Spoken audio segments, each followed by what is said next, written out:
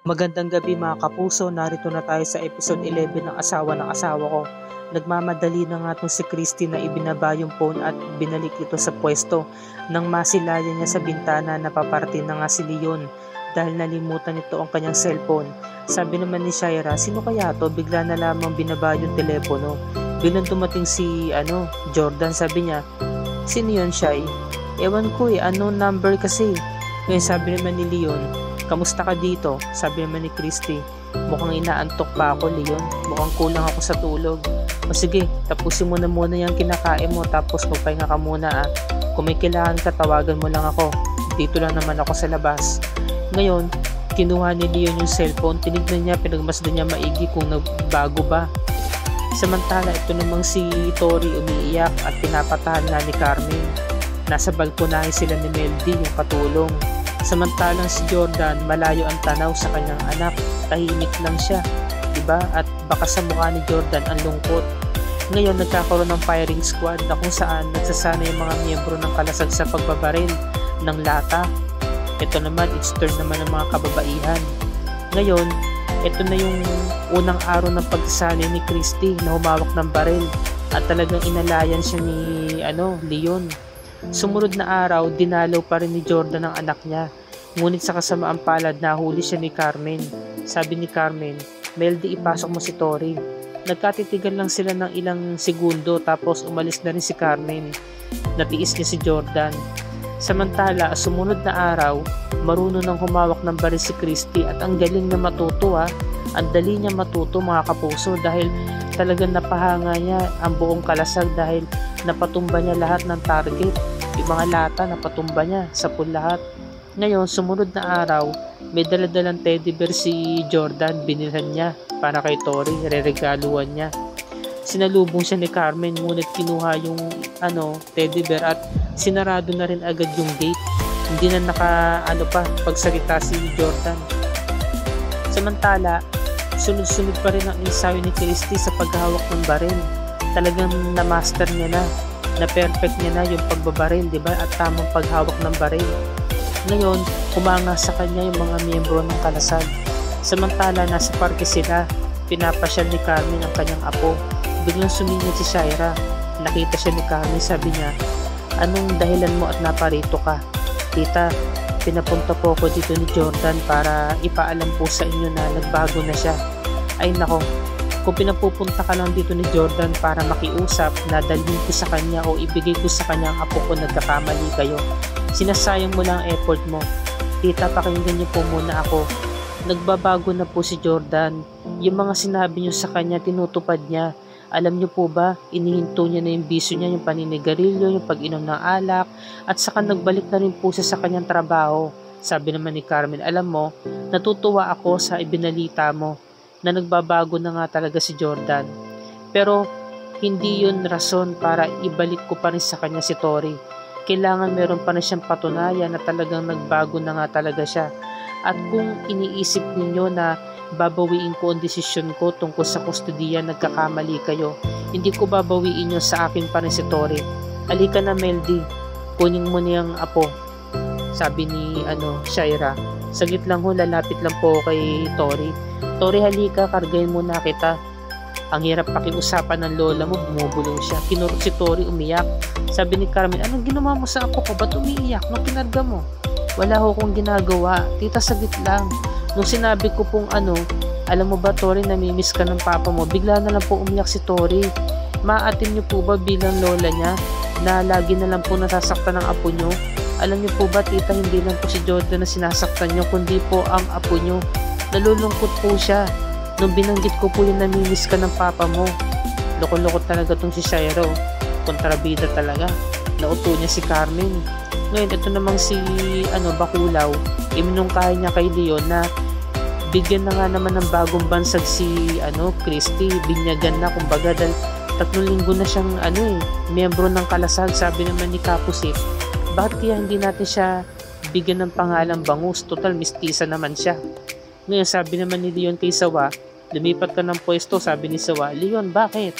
Alam mo naman pwesto ko to, basta lumipat ka. Lumipat si Sawa sa harapan ni Christy at si Christy na nga lumipat sa pwesto nito ni Sawa. Ngayon sabi ni Leon, sige na, kumain ka na. Kumain ka ng kahit anong gusto mo, maraming pagkain. Ngayon sabi ng mga kasama nila, mabuhay si Bangus. Mabuhay, ang bagong miyembro ng Kalasag. Ngayon eto na, sabi ni Jordan, alam mo tol, maraming salamat ha. At tinulungan mo ko mag-prepare nito. Wala yun tol, sabi ni Jordan. Alam mo, dapat hindi nga ito matutuloy itong simpleng birthday celebration ko. Ba't naman? Kasi wini-wish ko na sana makasama ko ang anak ko ngayong birthday ko, pero ngayon hindi yata mangyayari. Ilang beses kong tinext si mama. Tinext ko rin siya kahapon. Sabi ko pumunta siya dito kasama si Tori, pero hindi siya nag-reply So alam ko na mangyayari, hindi nga talaga siya pupunta. Teka lang tol, ba't apat yung mga pinggan dito sa lamesa? Bakit? 3 lang naman tayo ni Shaya. Meron ka pa bang ibang inimbitahan? Dumating si Shaira. Jordan, happy birthday. Sakto lang ba yung dating namin? Pasensya na, na-late kami Anong namin? Biglang sumulpot si Carmen, sabi niya, happy birthday Jordan. Mama, eto si Tori kasama ko. Binigay na kay Jordan. Maraming salamat ma. Di ko alam na darating kayo. Ikaw pa. Alam mo Jordan, natuwa ako sa balita na nakita ko, napatunayan ko na talagang nagbago na nga ikaw talaga. Sabi niya Kaya natutuwa ako sa pagbabago mo. Samantala nagkausap itong si Christy saka si Billy. Matayog ang tingin ni Christy sa kalangitan. May mga bituin sa kabuhan. Ngayon sabi ni Billy, Ate Christy, maraming salamat kasi nanatili ka rito sa samahan namin sa Kalasag. Walang anuman. Alam mo, namimiss mo pa rin yung pamilya mo. Alam ko, hindi yun madali sa'yo. Alam ko, naalala mo pa rin sila. Tama ka, namimiss ko pa rin ang anak ko. Alam mo ba, Ate Bangus, nainggit nga ako sa'yo kasi ikaw, may anak ka pa. Kahit papano, mararanasan mo pa rin siyang mahalin. Ako kasi, namatay na yung nanay ko Hindi ko naranasan yung pagmamahal ng isang ina. Kaya nalulungkot ako. Ngayon sabi naman ni Christy, Billy, matanong lang kita, masaya ka pa ba dito? Sabi niya. Ngayon hindi nila alam, nakikinig si Leon sa likod. Ngayon, niyakap ni Christy si Billy. Nagkapalagay na sila ng loob. Ngayon eto na, todo pa rin ang pasasalamat ni Jordan kay Mama Carmen niya. Sabi naman ng biyanan niya si Carmen, alam mo Jordan, talagang karapat dapat lang talaga na maibalik ko sa iyo si Tori. Binabawi ko na, hindi na ako magpapail ng custody case laban sa iyo. Bukas na bukas dadalhin na rito ni Meldy ang mga iba pang gamit ni Tori sa bahay at muli mo na siya makakasama. Kasi pinatunayan mo talaga sa akin na karapat dapat ka maging ama. Ang sa akin lang naman ay magbago ka. Ibalik mo yung dating ikaw, kung paano kita nakilala. At ngayon natutuwa ako dahil talagang ang laki ng improvement mo. Talagang hindi mo ako binigo Jordan, sabi naman ni Jordan. Gagawin ko po talaga ang lahat para mapatunayan sa inyo na talagang nagbago na ako at kakalimutan ko na yung mga dati kong ginawa. Saka tumatak po sa isipan ko yung mga sinabi nyo na kailangan baguhin ko ang sarili ko, kailangan magkaroon ng direksyon ng buhay ko. Natutuwa sila ngayon sa good news na sinabi nga ni Carmen dahil nagbago na agad ang kanyang desisyon at talagang iiwan niya na nga talaga ng tuluyan kay Jordan si Tori magmula ngayong gabi at ihatid na lamang ang ibang mga kagamitan nito bukas ng umaga. Samantala, sabi naman ni Christy kay Billy, alam mo Billy, nanginginayang kasi ako sa pagkababae mo. Bakit nagdadamit ka ng panlalaki? Sabi naman ni Billy. Kasi Ate Bangus, simula nung namatay si nanay, namatay siya sa pagkakapanganak sa akin Hindi naging masaya si tatay kasi nakita niya babae pala yung anak nila ni nanay. Kasi gusto talaga ni tatay magkaroon ng anak na lalaki. Kaya ayun, ito lang yung paraan ko para baguhin sarili ko para magdamit ako ng panlalaki. Simula nun, pakiramdam ko sarili ko na parang tinanggap ako ni tatay. Pero hindi rin naglaon, nakaramdam din ako na parang may kulang. Ginawa ko naman ang lahat pero para bang lagi may kulang kay tatay. Kaya ako malungkot. Pakiramdam ko wala akong halaga. Pakiramdam ko kasalanan ko na isinilang ako. Sabi naman ni Christy, hindi mo kasalanan bilang anak ang isilang ka. Alam mo, ang sa akin lang, kailangan magpakatotoo ka. Kailangan mong ipakita kung ano ka talaga.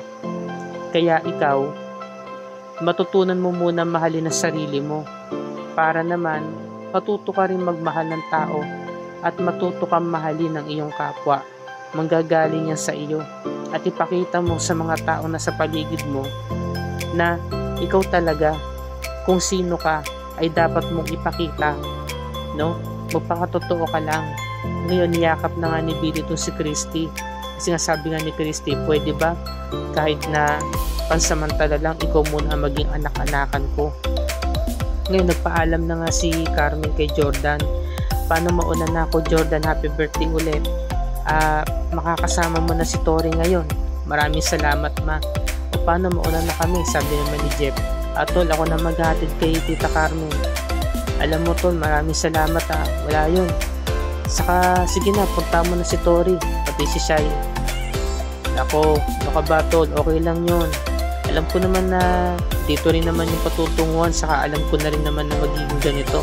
Pero Tol, ito lang masasabi ko kung ano man yung patutunguhan ng relasyon ninyo ni Shai, suportado ako, nandito lang ako sa'yo. Maraming salamat Tol, nagyakapan yung magkuya. Ngayon, dito na po nagtatapos ang review and recap para sa gabi nito mga kapuso. Bukas, pakatunghayan natin ang bagong pag-ibig ni Jordan kay Shaira at ang patuloy na pagmamahal ni Leon kay Christy. Yan ang pakatutukan natin bukas mga kapuso.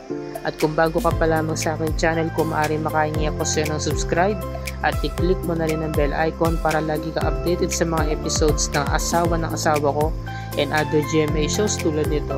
Maraming salamat po mga kapuso, magandang gabi sa inyong lahat and God bless us all.